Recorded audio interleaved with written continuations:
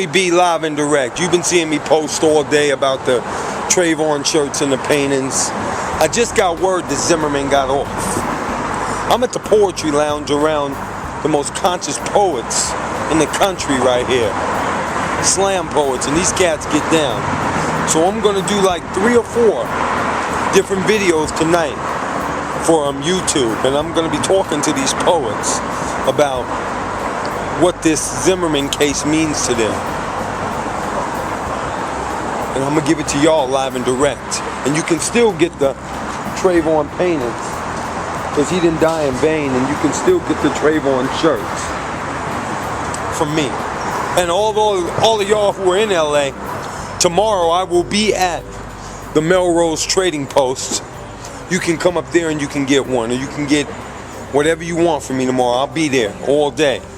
But word, right now, Tony B, live and direct, Greenway Court Theater, Poetry Lounge.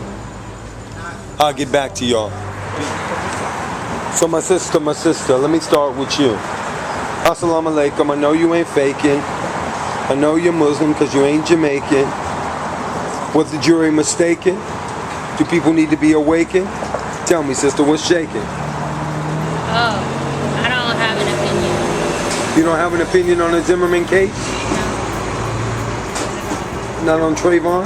Nothing? Okay. I understand. All right. What can I say? What about you? I don't think the guy was innocent, but I think that the lawyer for the defensive was really bad. Just like that. Where are you from with your cool accent? Mexico. Mexico? Yeah. Ah, viva la raza. I'm not really that patriotic. Huh? I'm not really that into my country, to be honest. You're not into Spanish, or you don't know Spanish? I know Spanish. I know really know Spanish. All right. So when I say viva la raza, I mean power to the people, right? Like Zapata, Pancho Villa, Cesar Chavez. Yeah, but now it's really it's people interpret it in a different way. So it's the interpretation nowadays is not really that patriotic and that. Well, then I'll ask you a pertinent question. So Nora, Diana, we have chairs. I will show you where they are. I was going to ask her a pertinent question. I got interrupted. We will be putting them on stage. Yo, word is born. Tony B live and direct in front of the Poetry Lounge saying a little something for Trayvon. Now, I'm going to just keep it real. Off the top of the dome, let's start with Emmett Till. We could go back to that, or even before that. What can I say? See, slavery didn't start with roots and no fucking Kunte Kinte. I could take you back to when it was pathetic. I'm a Semite, so I can be anti-Semitic. I'm from Kemet, so you could call me Kemetic.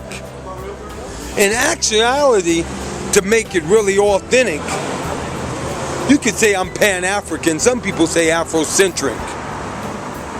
I believe in being intelligent. I got melanin, and I represent those that are dark. And I know we were the first people on the planet because I studied Dr. Ben and John Henry Clark. Studied Sheikh Anta Diop, and I study the Ankh.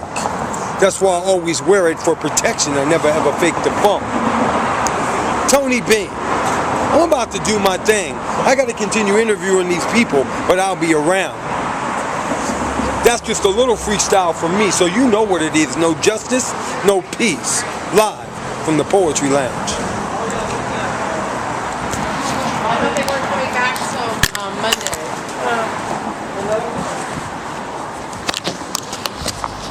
So, my sister, your Doritos.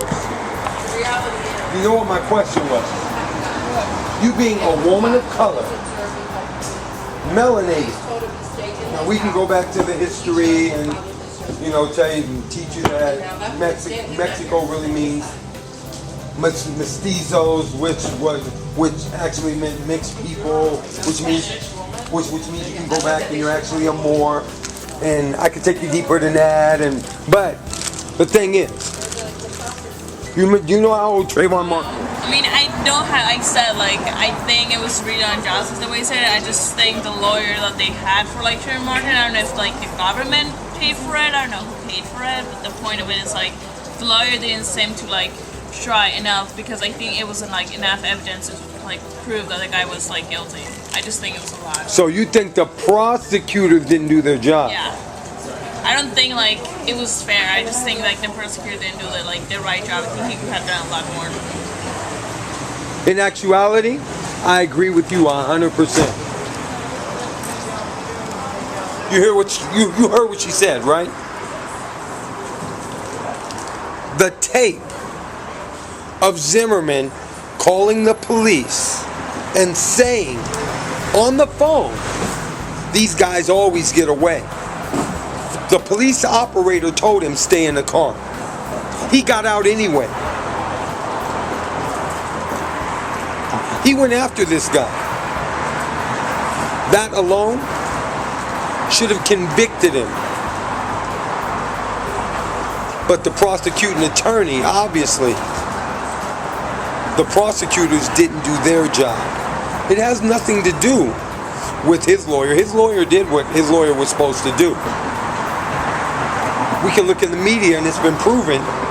Go back and look at the papers. He lied 6-7 times in the media. Changed his story 6-7 times. Changed his story.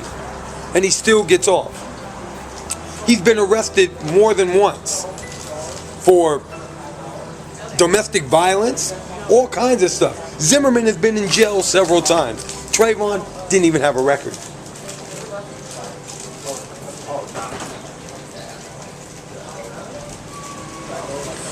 I think the prosecuting attorneys in America are so used to prosecuting people of color that when it comes time for them to fight for us, they don't know how to do it.